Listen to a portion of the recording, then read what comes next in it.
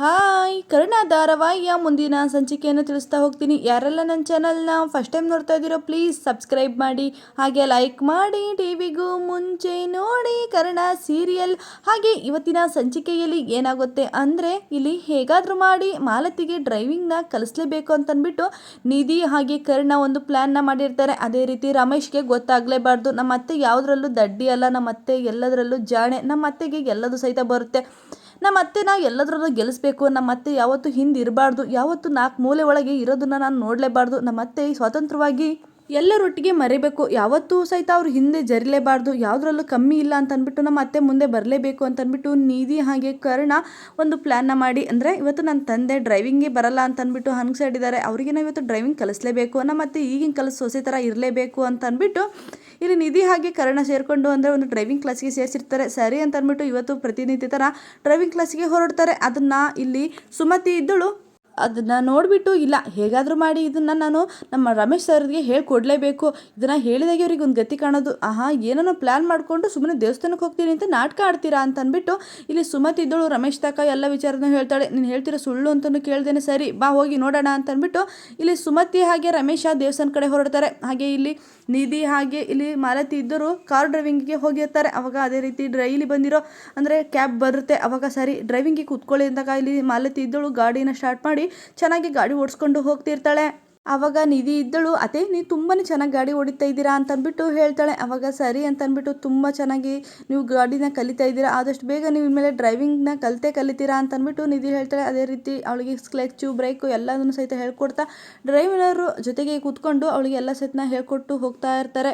ಅಷ್ಟೊತ್ತಿಗೆ ನಿಧಿಗೆ ಒಂದು ಕಾಲ್ ಬರುತ್ತೆ. ಕಾಲ್ ಮಾಡಿಬಿಟ್ಟು ರಾಧಿಕಾ ಫೋನ್ ಮಾಡಿರ್ತಾಳೆ. ಅವಾಗ ಅದಕ್ಕೆ ನೀವು ಎಲ್ಲಿದ್ದೀರಾ, ಆದಷ್ಟು ಬೇಗ ನೀವು ದೇವಸ್ಥಾನದಲ್ಲಿ ಹೋಗಿ, ದೇವಸ್ಥಾನಕ್ಕೆ ಅಂದರೆ ಸುಮತಿ ಹಾಗೆ ಅಪ್ಪ ಹೋಗಿದ್ದಾರೆ, ಪ್ಲೀಸ್ ನಿಮ್ಮ ಮೇಲೆ ಅನುಮಾನ ಬಂದು ನಿಮ್ಮನ್ನು ಹುಡ್ಕೋದಕ್ಕೋಸ್ಕರನೇ ಹೋಗಿದ್ದಾರೆ ಅಂತ ಅಂದ್ಬಿಟ್ಟು ಇಲ್ಲಿ ರಾಧಿಕಾ ಫೋನ್ ಮಾಡಿ ನಿಧಿಗೆ ಹೇಳ್ತಾಳೆ. ಅವಾಗ ಹೌದಾ ಅಂತ ಅಂದ್ಬಿಟ್ಟು ಗಾಡಿ ನಿಲ್ಲಿಸಿ ಅಂತ ಅಂದ್ಬಿಟ್ಟು ನಿಧಿ ಜೋರಾಗಿ ಕೂಗ್ತಾಳೆ. ಅಷ್ಟೊತ್ತಿಗೆ ಇಲ್ಲಿ ಮಾಲತಿ ಇದ್ದಳು ಗಾಡಿನ ನಿಲ್ಲಿಸ್ಬಿಟ್ಟು, ಯಾಕೆ ನಿಧಿ ಏನಾಯಿತು ಅಂತ ಅಂದ್ಬಿಟ್ಟು ಕೇಳ್ತಾಳೆ. ಅವಳು ಇರೋದನ್ನೆಲ್ಲ ಹೇಳ್ತಾಳೆ. ಅವಾಗ ಹೀಗೆಲ್ಲ ಆಗ್ತಾ ಇದೆ, ನಾವು ಆದಷ್ಟು ಬೇಗ ದೇವಸ್ಥಾನ ಕಡೆ ಹೋಗೋಣ ಅಂತ ಅಂದ್ಬಿಟ್ಟು ನಿಧಿ ಹಾಗೆ ಇಲ್ಲಿ ಮಾಲತಿ ಇದ್ದಳು ಹೊರಡ್ತಾರೆ. ಹಾಗೆ ಇಲ್ಲಿ ಕರ್ಣ ಇದ್ದನು, ಹೇಗಾದರೂ ಮಾಡಿ ಈ ಆಸ್ತಿಯಲ್ಲಿ ಅಂದರೆ ಸಂಜಯ್ಗೂ ಪಾಲ್ ಕೊಡೋಣ, ಅಂದರೆ ಇನ್ನು ಮುಂದಾದರೂ ಅವ್ನು ಖುಷಿಯಾಗಿ ಚೆನ್ನಾಗಿರ್ತಾನ ನೋಡೇ ಬಿಡೋಣ ಅಂತ ಅಂದ್ಬಿಟ್ಟು ಇಲ್ಲಿ ಕರ್ಣ ಅಂದ್ಕೊಂಡಿರ್ತಾನೆ. ಅದೇ ರೀತಿ ಇಲ್ಲಿ ಅಂದರೆ ಬೆಳಗ್ಗೆ ಎದ್ಗುಟ್ಗೆ ಸಂಜಯ್ಗೆ ಕಾಫಿನ ತಗೊಂಡೋಗಿ ರಿಯಾ ಕೊಡ್ತಾಳೆ. ಆ ರಿಯಾ ಇದ್ದಳು, ಕಾಫಿ ನೀವೇ ಮಾಡಿದ್ದು ಅಂತ ಅಂದ್ಬಿಟ್ಟು ಇಲ್ಲಿ ಸಂಜಯ್ ಕೇಳಿದಾಗ, ಹೌದು ನಿಮಗೆ ಇಷ್ಟ ಅಂತ ಅಂದ್ಬಿಟ್ಟು ನಾನೇ ನನ್ನ ಕೈಯಾರೆ ಮಾಡಿದ್ದೀನಿ ಅಂತ ಅಂದ್ಬಿಟ್ಟು ಹೇಳ್ತಾನೆ. ಇದನ್ನು ನೀನೇ ಸಾಯಿ ಅಂತ ಅಂದ್ಬಿಟ್ಟು ಅವಳು ಮುಖದ ಮೇಲೆ ಉಗ್ಬಿಡ್ತಾನೆ. ಅಷ್ಟೊತ್ತಿಗೆ ಕರ್ಣ ಅದನ್ನು ನೋಡಿ, ನೀನು ಏನು ಮಾಡ್ತಾ ಇದೆಯೋ ಅಂತ ಅಂದ್ಬಿಟ್ಟು ಆ ಟೀನ ತೆಗೆದು ಇಲ್ಲಿ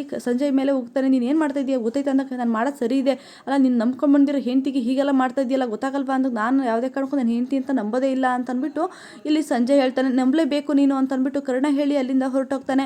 ಆವಾಗ ಕರ್ಣ ಇದ್ದನು ಮನೆಗೆ ಲಾಯರ್ನ ಕರ್ಕೊಂಡು ಬರ್ತಾರೆ. ಅವಾಗ ಮನೆಯಲ್ಲಿ ಅಂದರೆ ಶಾಂತಿ ಹಾಗೆ ರಿಯಾ ಇದ್ದರು ಇಬ್ಬರು ಸಹಿತ ಟೀ ಕುಡಿತಾ ಕೂತಿರ್ತಾರೆ. ಅಷ್ಟೊತ್ತಿಗೆ ಲಾಯರ್ ಜೊತೆ ಕರ್ಣ ಮನೆಗೆ ಬಂದದನ್ನು ನೋಡಿ ಇಲ್ಲಿ ಶಾಂತಿ ಇದ್ದಳು, ಏನು ಕರ್ಣ ಇದು ಏನಾದರೂ ಸಮಸ್ಯೆನ, ಲಾಯರ್ ಯಾಕೆ ಬೆಳಬೆಳಗಿನ ಮನೆ ಬಂದಿದ್ದಾರೆ ಅಂತ ಅಂದ್ಬಿಟ್ಟು ಇಲ್ಲಿ ಕೇಳ್ತಾಳೆ. ಅವಾಗ ಅಮ್ಮ ಇರೋ ವಿಚಾರ ಹೇಳ್ತೀನಿ, ಒಂದು ನಿಮಿಷ ತಡೀರಿಗೆ, ಎಲ್ಲ ವಿಚಾರ ನಿಮಗೆ ಗೊತ್ತಾಗುತ್ತೆ ಅಂತ ಅಂದ್ಬಿಟ್ಟು ಇಲ್ಲಿ ಕರ್ಣ ಹೇಳ್ತಾನೆ.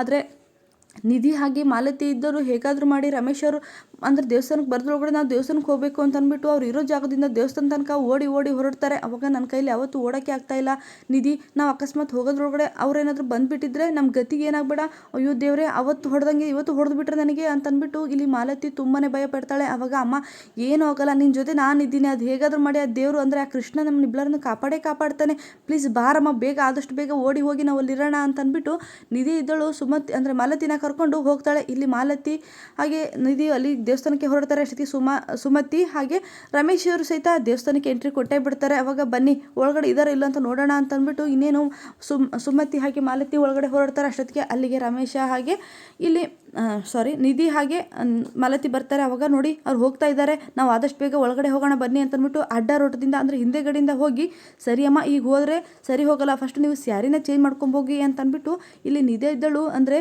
ಮಾಲತಿಗೆ ಸ್ಯಾರಿ ಚೇಂಜ್ ಮಾಡ್ಕೊಂಬರ್ತಿಕ್ಕೆ ಕಳಿಸ್ತಾಳೆ. ಇಲ್ಲಿ ಕರ್ಣ ಇದ್ದನು, ಸರಿ ಯಾಕೆ ಶಾಂತಿ ಇದ್ದಳು ಕೇಳ್ತಾಳೆ, ಯಾಕಪ್ಪ ಇವ್ರನ್ನ ಕರೆಸಿದೀಯಾ ಅಂದಾಗ, ಇಲ್ಲ ಇರೋ ಆಸ್ತಿ ಹಾಗೆ ನನ್ನ ಹೆಸರಲ್ಲಿರೋದು ಎಲ್ಲದನ್ನು ಸಹಿತ ನಾನು ಸಂಜಯ್ ಹೆಸರಿಗೆ ಬರಿತಾ ಇದ್ದೀನಿ, ಅವನು ಯಾವಾಗಲೂ ನನ್ನ ಹೆಸರಲ್ಲಿ ಏನೂ ಇಲ್ಲ, ನನಗೆ ರಾಯಭಾರ ಅಂದರೆ ನನ್ನ ಜೀವನನ ಕಳೆಯೋದಕ್ಕೆ ಕಷ್ಟ ಆಗ್ತಿದೆ ಅಂತಾನೆ, ಅದಕ್ಕೋಸ್ಕರ ಎಲ್ಲ ಆಸ್ತಿನ ಅವನ ಹೆಸರು ಬರ್ದಿನ ಅವನು ಇನ್ಮೇಲಾದ್ರೂ ನೆಮ್ಮದಿಯಿಂದ ಖುಷಿಯಿಂದ ಇರಲಿ ಅಂತ ಅಂದ್ಬಿಟ್ಟು ಇಲ್ಲಿ ಕರ್ಣ ಹೇಳ್ತಾನೆ. ಆದರೆ ಶಾಂತಿಗೆ ಸಖತ್ ಬೇಜಾರಾಗುತ್ತೆ. ನೀನು ಇಂಥ ದೊಡ್ಡ ನಿರ್ಧಾರ ತಗೊಳಕ್ಕಿಂತ ಮುಂಚೆ ಮನೇಲಿ ಯಾರಿಗಾದ್ರೂ ಹೇಳಬೇಕು ಅನ್ನೋ ಸ್ವಲ್ಪ ಗೊತ್ತಾಗ್ಲಿಲ್ವಾ?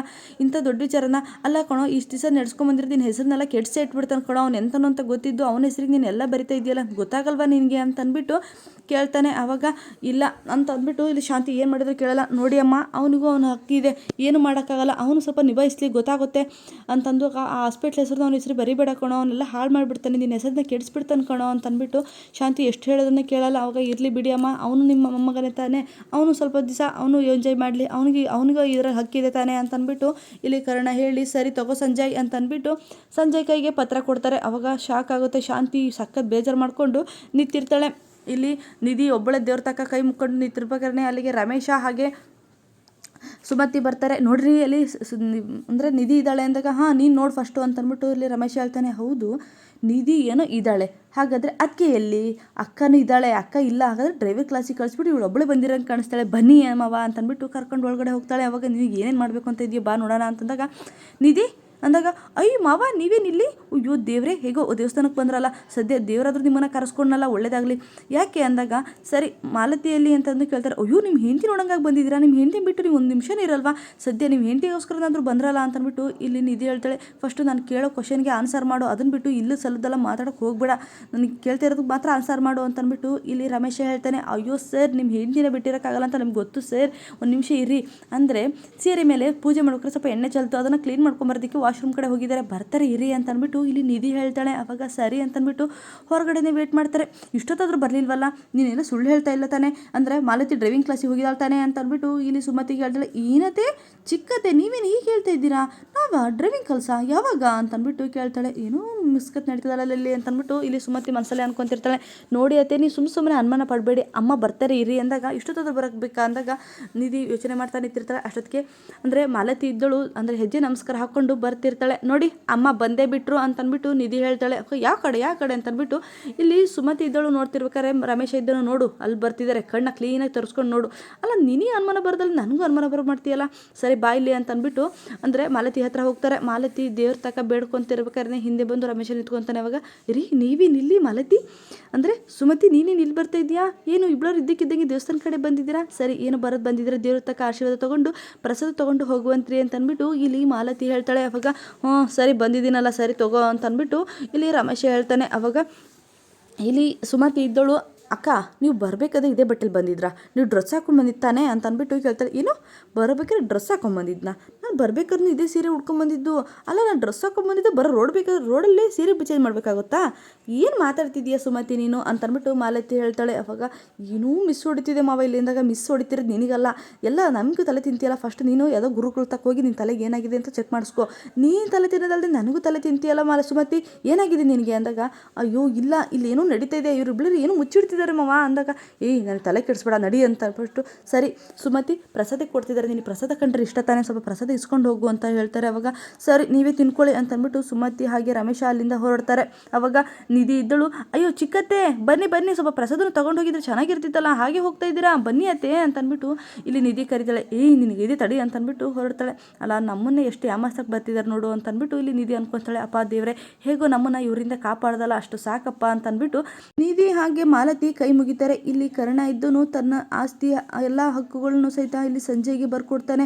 ಸಂಜಯ್ ಆಸ್ತಿ ಎಲ್ಲ ನನ್ನ ಹೆಸರಿಗಾಯ್ತು, ಈ ಮನೆ, ಈ ಹಾಸ್ಪಿಟ್ಲು, ಹಾಗೆ ಈ ದುಬಾರಿ ಅಂದರೆ ಇನ್ನು ಐಷಾರಾಮಿ ಜೀವನ ನಂದಾಯಿತು, ಇನ್ನು ಮುಂದೆ ನಾನು ಯಾರ ಮಾತು ಕೇಳೋ ಹಾಗಿಲ್ಲ, ಈ ಕರ್ಣನ ಕಾಲು ಕಸವ ನೋಡ್ಕೊತೀನಿ ಅಂತ ಅಂದ್ಬಿಟ್ಟು ಸಂಜಯ್ಗೆ ಅಹಂಕಾರ ಬಂದು ಅಂದರೆ ಆ ಪತ್ರನೂ ಸಹಿತ ನೋಡಿದೆ ಒಂದು ದೊಡ್ಡ ಅಹಂಕಾರನೇ ಬಂದ್ಬಿಟ್ಟು ಮನೆಯವ್ರಿಗಿಲ್ಲ ಅಂದರೆ ಈ ಮನೇಲಿ ಇರಬೇಕಾಗಿದ್ದು ನನಗೆ ಬೇಕಾದವರು, ನಿಮ್ಗೆ ಯಾರಿಗೂ ಈ ಮನೇಲಿ ಇರೋಕ್ಕೆ ಅಧಿಕಾರ ಇಲ್ಲ, ಮನೆಯಿಂದ ಆಚೆ ನಡ್ರಿ, ಈ ಕ್ಷಣದಿಂದನೇ ಇದೆಲ್ಲ ನನ್ನ ಸೊತ್ತು, ಗೆಟ್ ಲಾಸ್ ಅಂತ ಅಂದ್ಬಿಟ್ಟು ಕರ್ಣ ನಿಧಿ ಪ್ರತಿಯೊಬ್ಬರಿಗೂ ಸಹಿತ ಇಲ್ಲಿ ಸಂಜೆ ಹೇಳ್ತಾನೆ. ಆದರೆ ಕರ್ಣನಿಂದ ಬಂದ ಉತ್ತರ ಏನೋ, ಹಾಗೆ ಕರ್ಣನ ಮನೆಯಿಂದ ಆಚೆ ಆಗ್ತಾನೆ ಅಥವಾ ಕರ್ಣ ಏನಾದರೂ ತಪ್ಪು ಮಾಡೋದನ್ನ ನೆಕ್ಸ್ಟ್ ವಿಡಿಯೋದಲ್ಲಿ ತಿಳಿಸ್ತೀನಿ. ಯಾರೆಲ್ಲ ನನ್ನ ವಿಡಿಯೋನ ಕೊನೆ ತನಕ ನೋಡಿದಿರೋ ಎಲ್ಲರಿಗೂ ಹೃದಯಪೂರ್ವಕ ಧನ್ಯವಾದಗಳು.